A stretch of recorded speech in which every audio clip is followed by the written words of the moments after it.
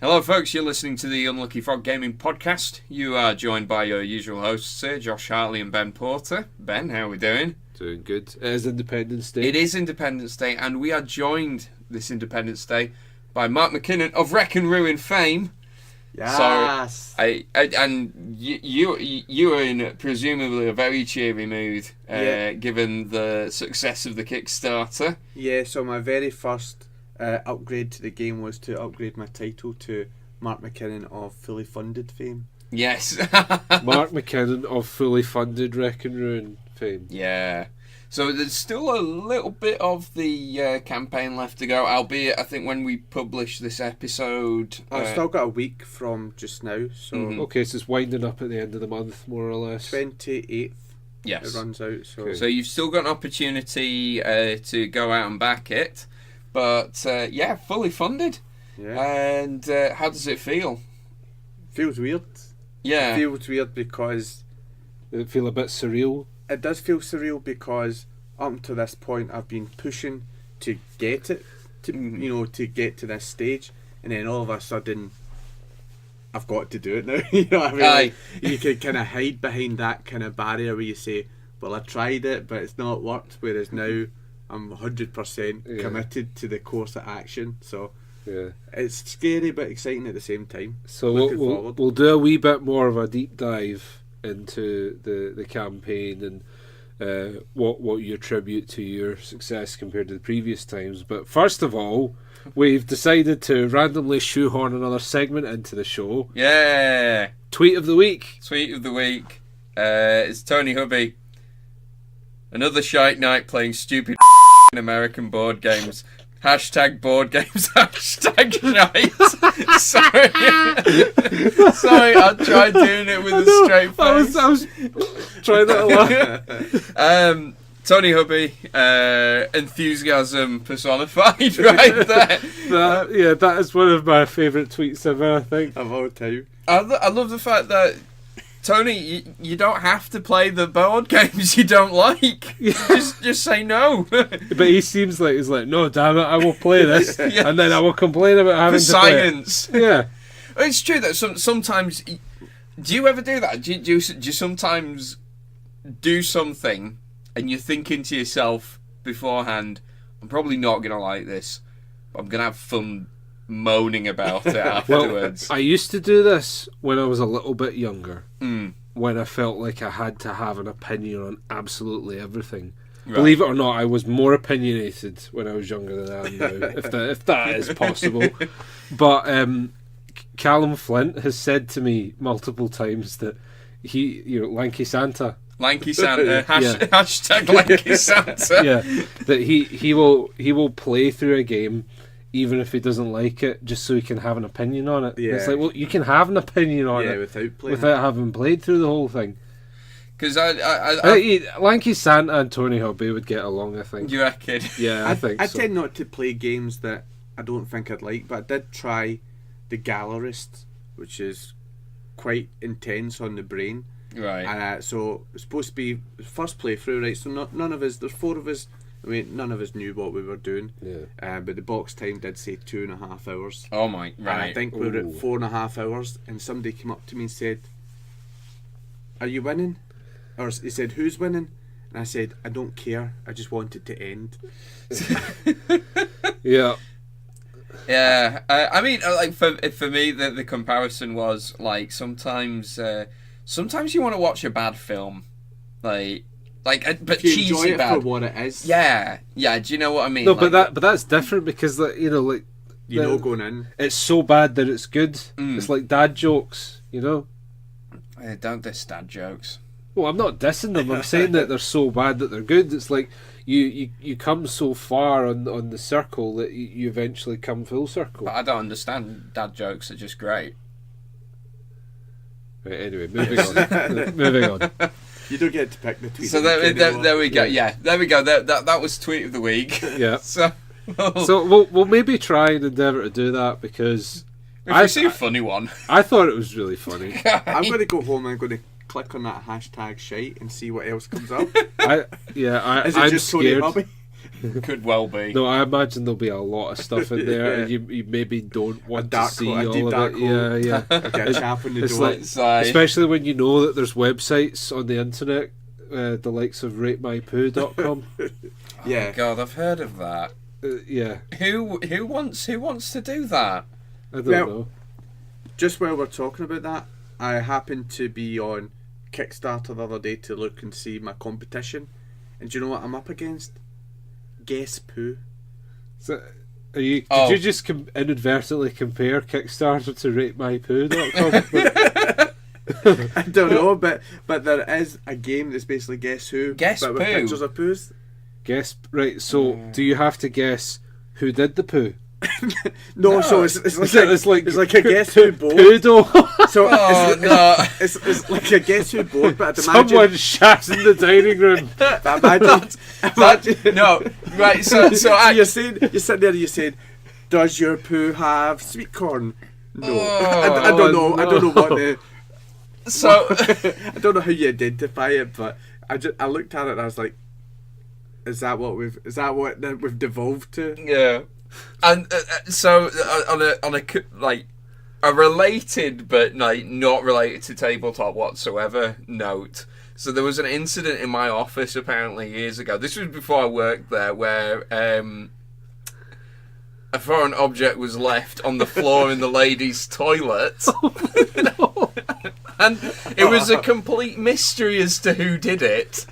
So, in my head, though, I had them bring in Hercule Poirot in to try and figure out the mystery of who left the jobby on the floor. But it's like, at the end of the day, someone in your office shat on the floor, and you still have to look that person in the eye and talk to them, and they walk around every day with the knowledge that they did that. Assuming they still work there. It must be quite empowering, though. Like, Yeah, I can shit where I want, and there's nothing you can do about it. it's like serial killers, like just walking about the serial shitters, just walking about, going about their business. There was, and no one knows. We've spent far too long talking about this, but I saw on BBC News I'm not joking, right? There's a lawyer in Australia has been prosecuted for like taking craps in public, and he's told me about this. Yeah. Right. Like, why? Was it like every day he was taking a shit on the running track on his way to work? Just to get a kick out of life. Well, yeah, it's kind of what are you proving here? Yeah. Why? I do think, like you say though, there's like some, it's like a sort of power move for some people. Well, I'll show them. No, but it's like a sort of primal dominance thing, isn't it? Yeah.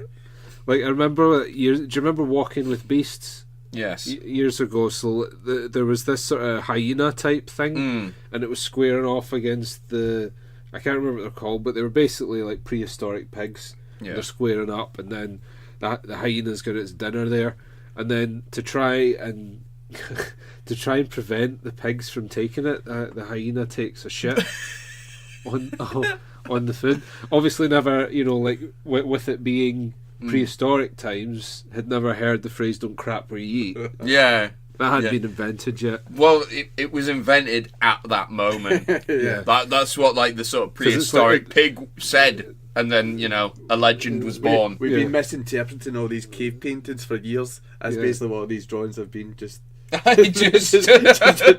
laying bricks on top of dead animals. Do you know what? As much as humanity evolves and technology changes the way we are, I think we're always going to laugh at toilet humour. Yeah. Like, always have done and always will do. So we've spent the first 10 minutes of Mark's episode talking about poo. To be fair, I did mention, at least I talked about a board game. Yeah. Oh, yeah, aye. So... Yeah, we totally derailed it. It's fine. It's fine. Yeah. It's fine. It's fine. Oh, Somebody had to take it there. yeah. Where do we go from there?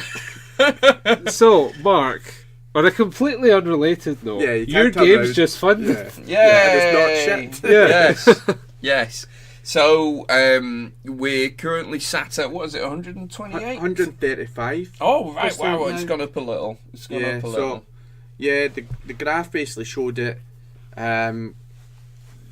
Rose quite steeply the first 48 hours. Yeah, that's and then quite just normal, kind of apparently. Steadily, normally instead of dropping off, I've just kind of I've gradually increased all the way through. So Excellent. So you've not really plateaued at I've any not point? plateaued at all. No. Okay.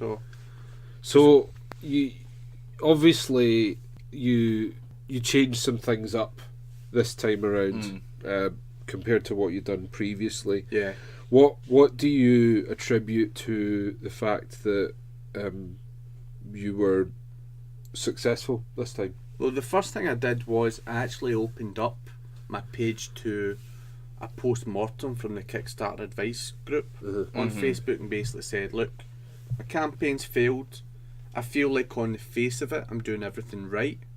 You know, all the things that they tell you to do I felt like I had in there, but you know, can you give me some advice on how to do it? And so people basically just saying, you know, maybe too much text here, or just kind of try and reduce, you know, this bit down, reorder the page. So you collectively picked the old campaign to bits. Yeah, so I basically said, you know, it's done now, so we'll use this as a learning experience to basically to see where I went wrong, and then use that for the next time, because there was only 6 weeks in between two campaigns, between the last one failing and this one relaunching. Yeah, it's a quick turnaround. I was actually surprised at how quickly you decided to launch the. Likewise, yeah, because I knew you were going to do it again, right?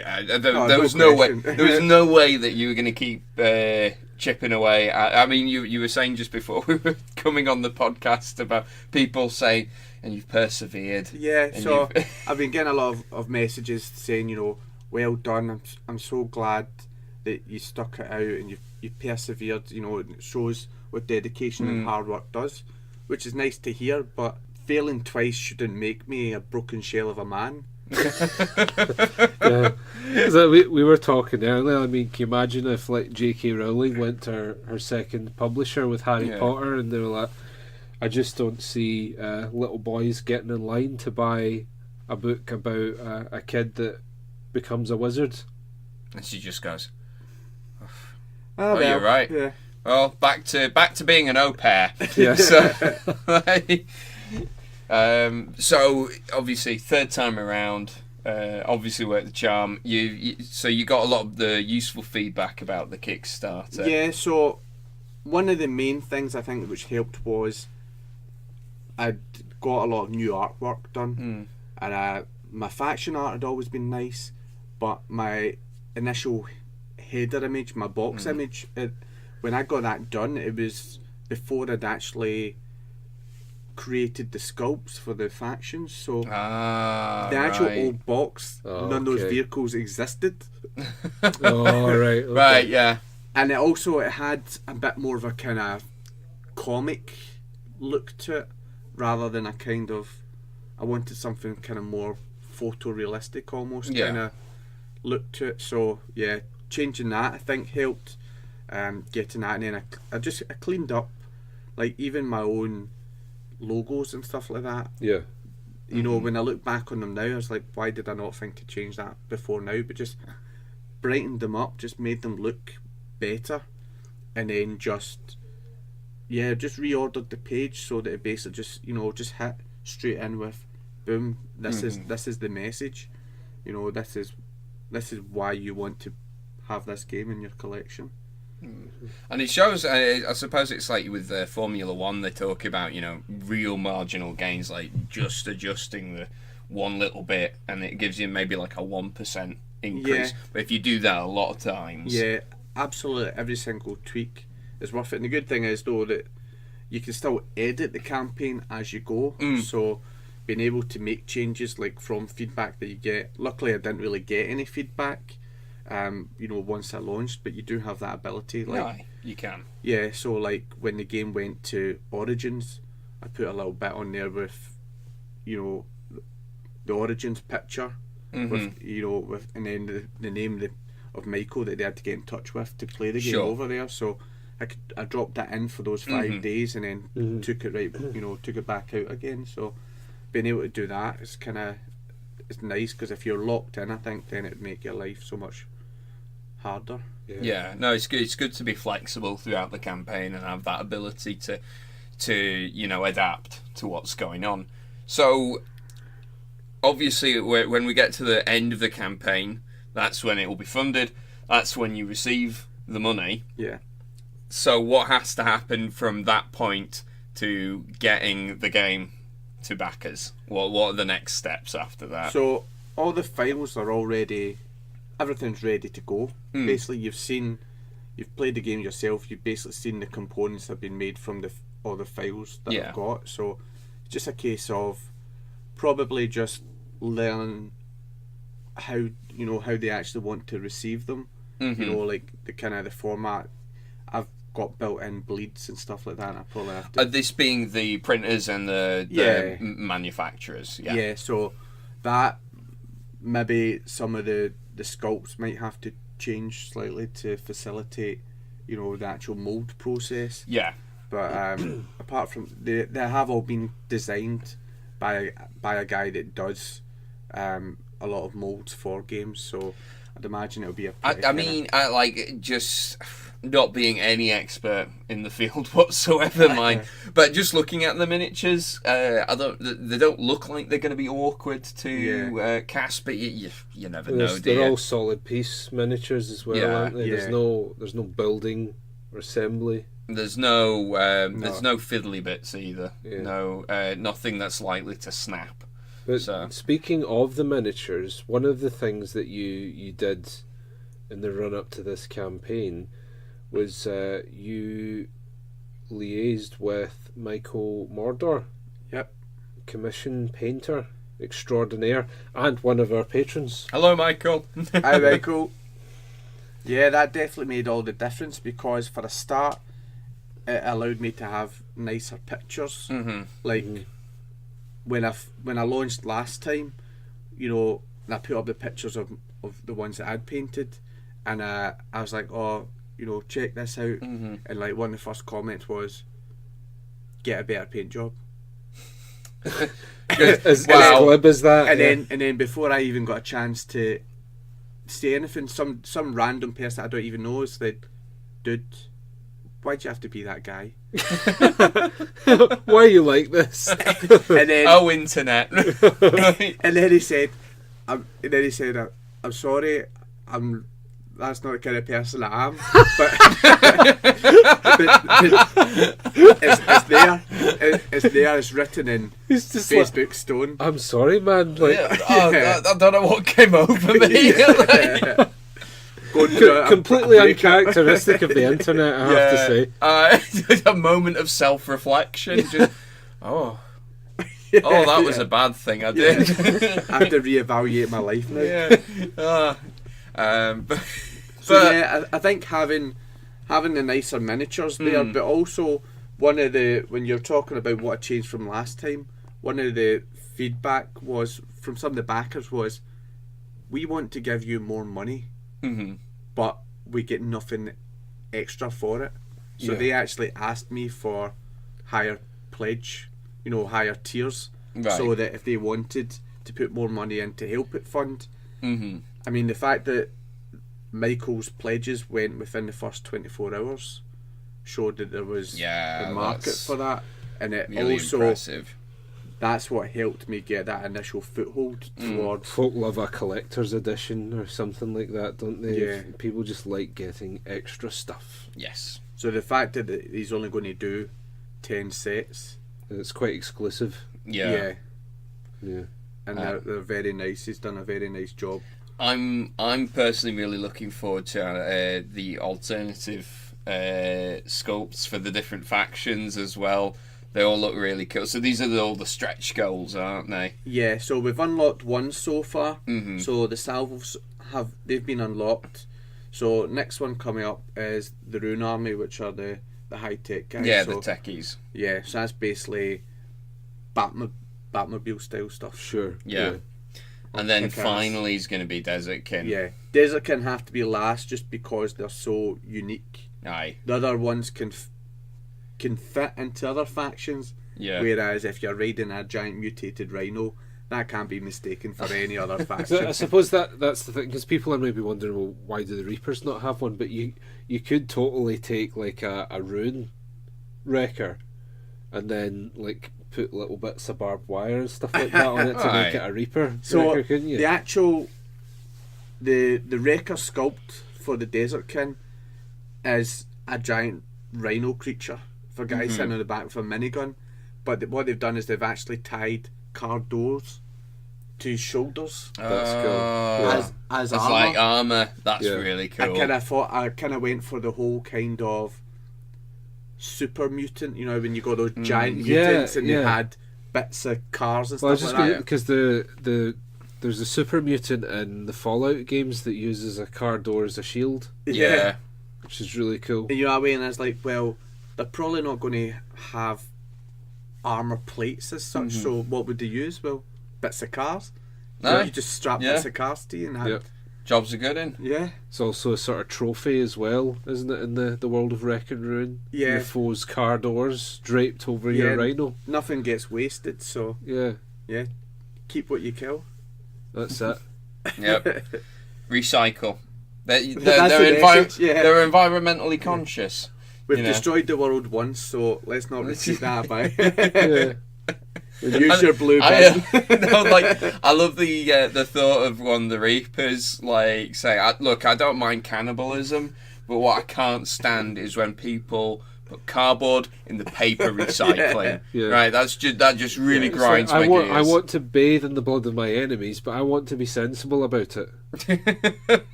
Nothing wrong with that. No. Aye. Be responsible. But you were at UK Games Expo not so long ago, showing off Wreck and Ruin as well. In fact, you were just saying as you were driving back up that you got you smashed the funding goal. How was UK Games Expo for you then as an exhibitor? I loved it. I mean, it's absolutely, it drains you. I'm not gonna lie. It's like, it's quite an intense experience as an exhibitor, because I went down there and I was 72% funded when I drove down on a Thursday. So I basically got £2,800 worth of backings within those 3 days.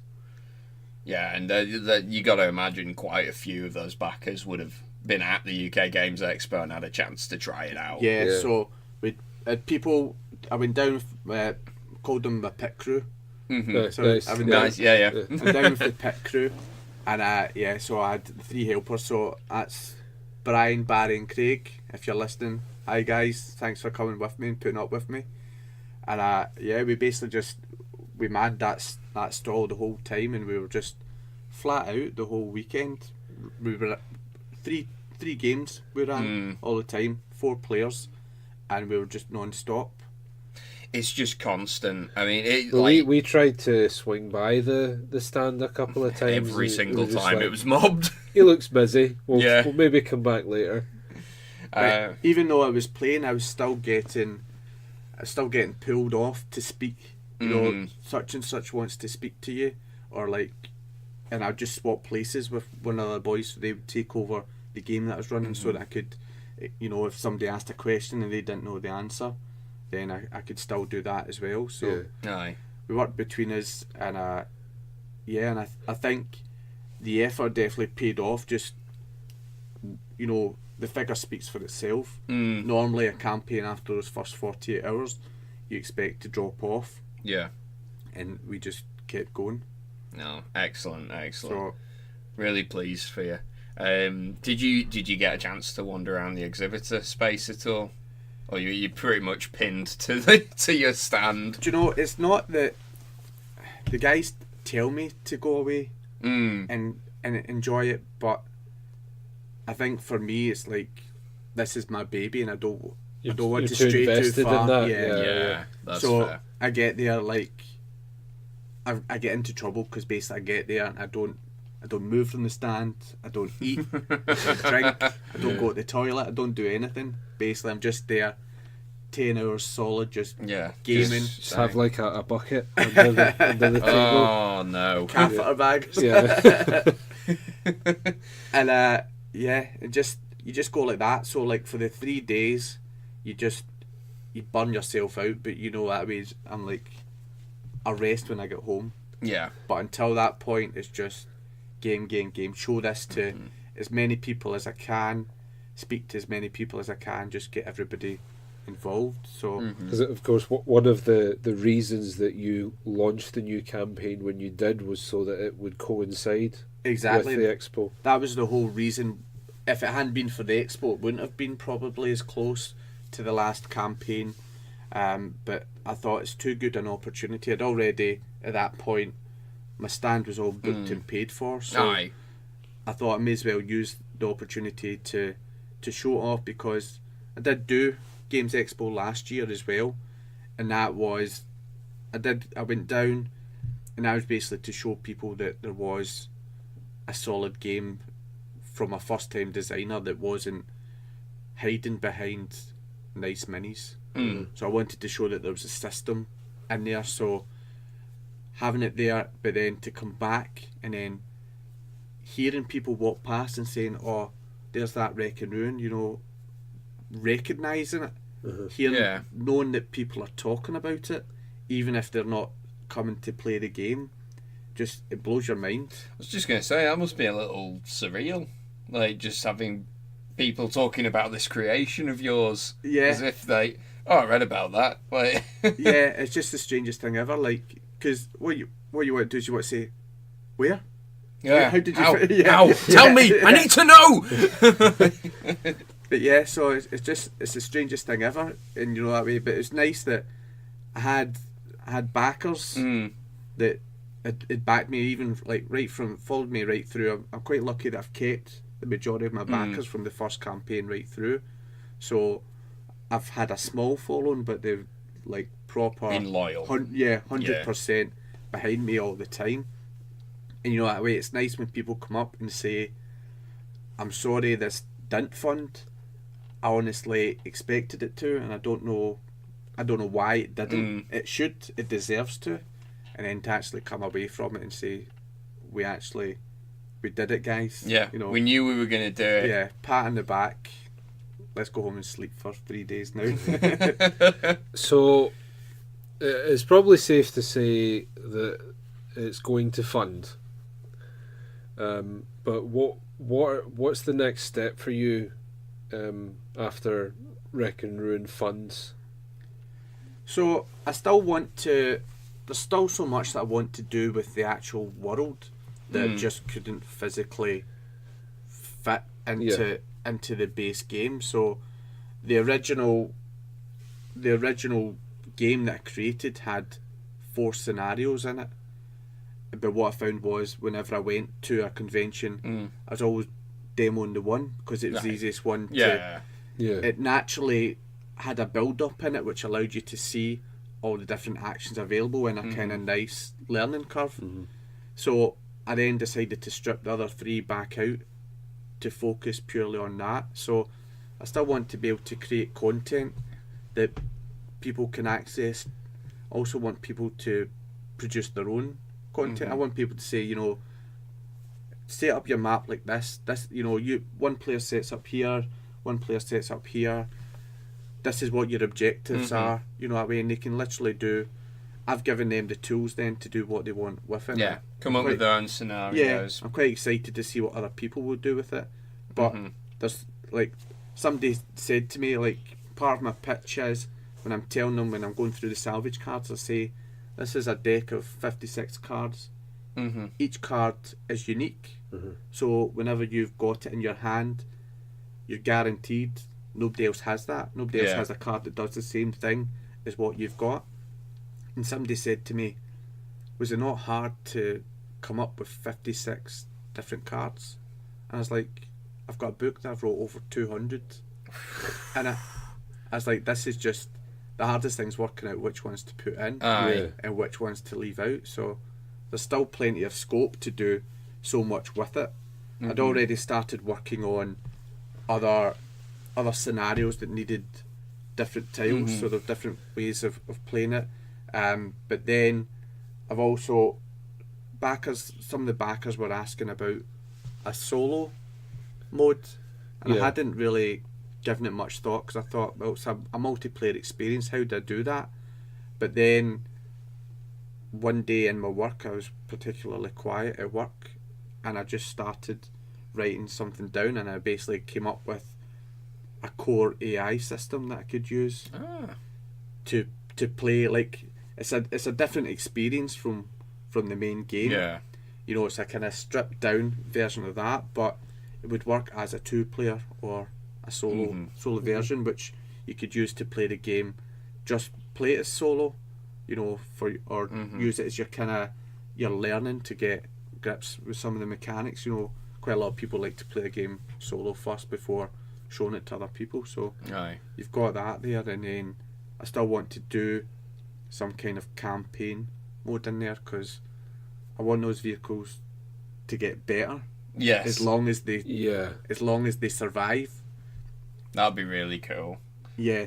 So obviously you've created this post-apocalyptic universe. Is there like a narrative that you've got in your head for it? Is there some sort of story arc going on? Not intentional.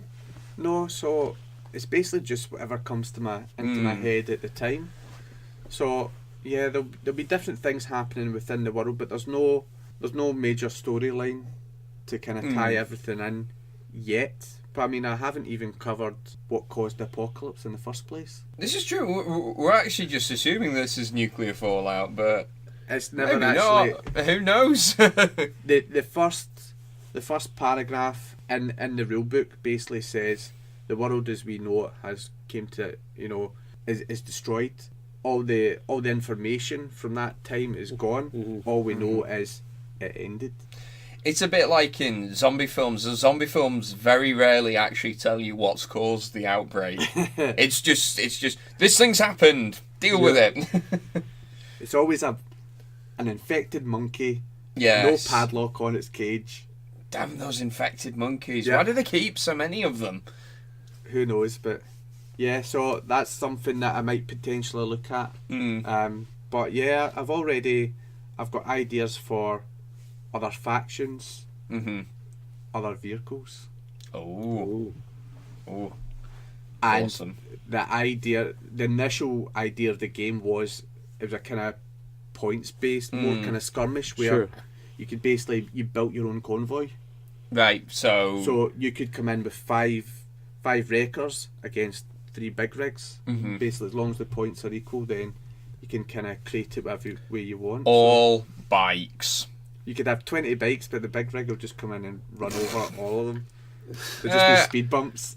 20 shots on a big rig is not something to be sniffed at, alright? That is something I would like to see. Right, well, bikes versus big rig. When we receive our copies of Wreck and Ruin, let's make it happen, Ben. Yeah. We'll have the this is like the apparent right. So my boss has actually asked this question in an interview. Would you rather fight 100 duck-sized horses or one horse-sized duck? I feel like the bikes versus the big rig is kind of a similar thing. I'm trying to think. I'd fight the giant duck. Right, so why do you fight the giant duck? For a start, there's only one of it. Exactly. You can run away. I'm going to choke it out or something. You actually box this duck the size of a horse. I'm still going to fight it. I'm not going to run away from it. I feel like I could just punt those little horses, you know? Oh, I feel guilty. No, but I have to fight them. Like, someone's got a gun to my head and they're like, you better fight those tiny little horses. We're gonna record this. We're gonna broadcast it on our illegal website. FightTinyHorses.com. If you don't fight those horses, you're gonna get it. Yeah, get to work. Yeah, do I get a weapon? I don't wanna. You get one weapon. I'll take the golf club. Dung. When you have like a bag of sugar cubes, you could just like distract some of them while you run in, just snapping necks. No, because do you know what they do is they just like unload their gun on the bag of sugar cubes and be like, that is not good material for tinyhorsefights.com. Yeah. Pick up your weapon, grittier. bitch. Yeah. They give you a broken bottle or something. A staple gun. Yeah. Yeah. Oh, this has been a bit of a surreal episode. It's been a long night. we've deviated quite a bit, but in a good way. I feel like there's a board game in there. Tinyhorsefights.com. Specifically .com. Is the game the fight, or is the game the management of the website, the promotion of both the fight? Both. So it could be like Tiny Horse Fight promoter. Yeah. So exactly. So you're like the Larry King of of tiny horse fights. So you have to like secure sponsorships for your horse, your tiny horse fighter, and then like you have to choose their equipment and all that. Is it wrong that I'm thinking of like some tiny jockey fighting them as well? And then just getting swamped by that might be like a special event. Yeah. The jockey fights. The crowd just goes mental for it. Who will win? The horde of tiny horses or the tiny human? Yeah. Only one way to find out. Put your money down. Anyway, I think on perhaps that's rather surreal note, that is all we've got time for. Although, Mark, I don't think you can actually end on a higher note than that. Yeah, I think that's definitely glorious. The name of the episode. tinyhorsefights.com. We need to go and check if this website exists. Definitely. But Mark, just before we go, there is still a little bit of time left on your Kickstarter by the time this episode goes out. So how do our listeners find it? They go on Kickstarter and they search for Wreck and Ruin. There we go. As You simple really as said that. tiny horse fights there, didn't you? That's going to be. Is that going to be your next game? I'll just do a little kind of link on there to send them over to Wreck and Ruin still. Yeah. By the domain name. Yeah. Excellent. Anyway, guys, thank you for listening to this Independence Day. I hope you enjoyed it, and we will catch you next time. Bye. Thank you. Bye. We are Unlucky Frog Gaming, and I am Ben. Be sure to follow us on Facebook and Twitter. Just search for Unlucky Frog Gaming. You can also show your support by giving us money through the Unlucky Frog Patreon. And be sure to check out our website, unluckyfrog.com, to find out more.